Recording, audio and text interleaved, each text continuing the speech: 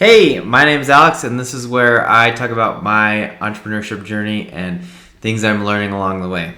And today's topic is how teaching someone else something, you inadvertently end up learning more yourself. And that's kind of the point of what I do here, is not necessarily like on the other side of this camera is like not necessarily someone that I'm helping, but by me talking through these things, I'm helping myself. And so someone way smarter than me figured this out a long time ago.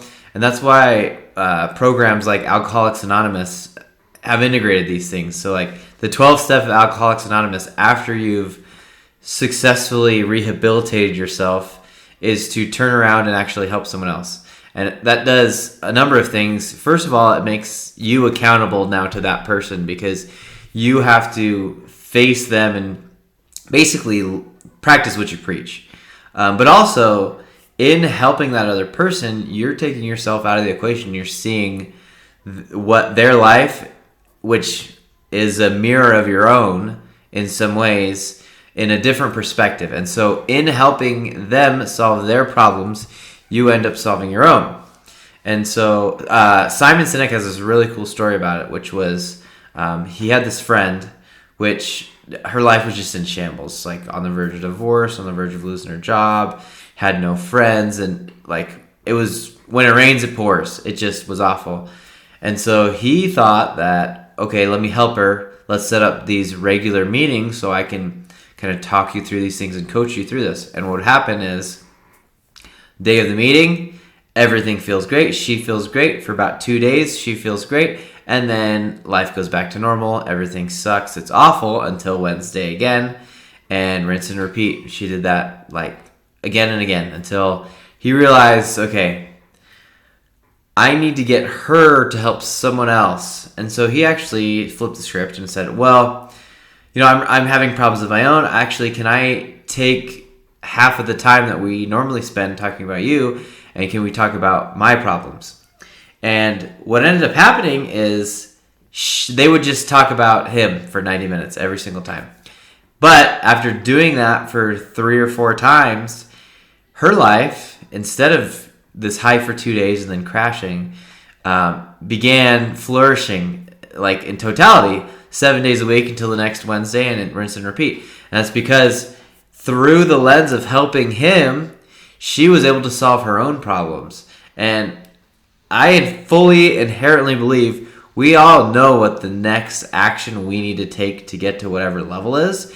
It's just getting over the internal struggles of letting me actually do that thing.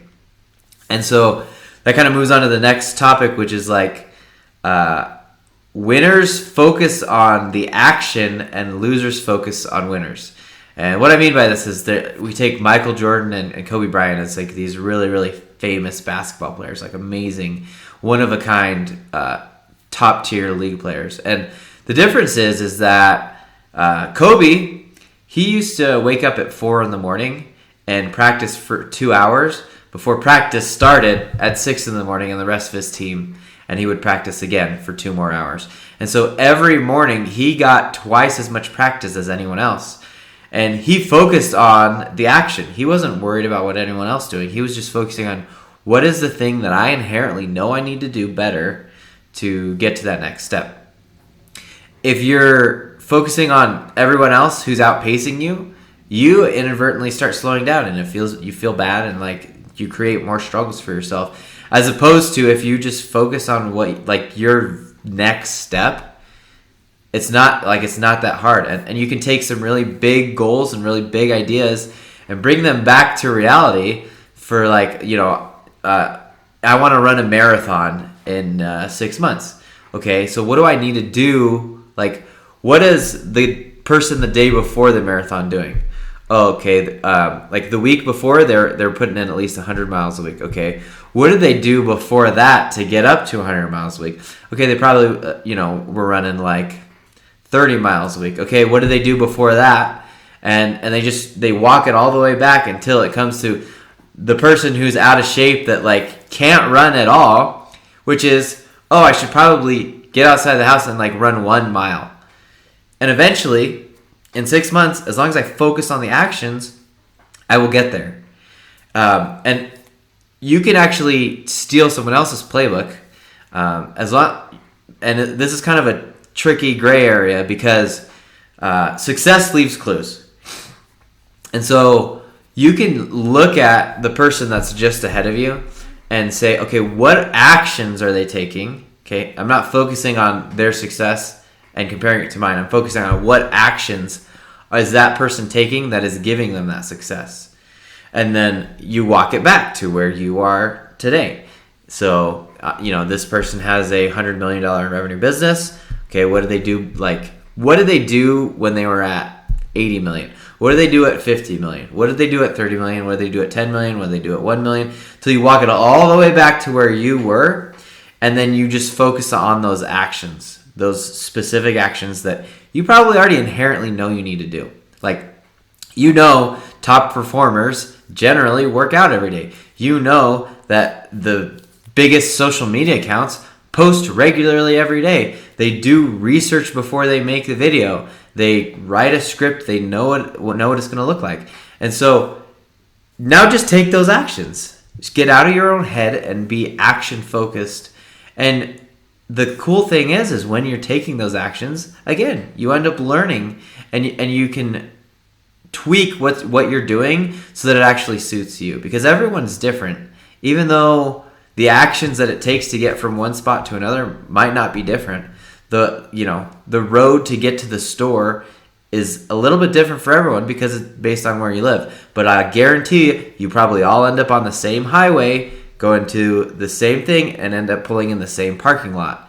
And so you have to walk it back from, okay, this is where I am, but this is where I want to go. Let me walk it back from the parking lot to the highway. What are these other turns to take me from where I am currently to where I need to go?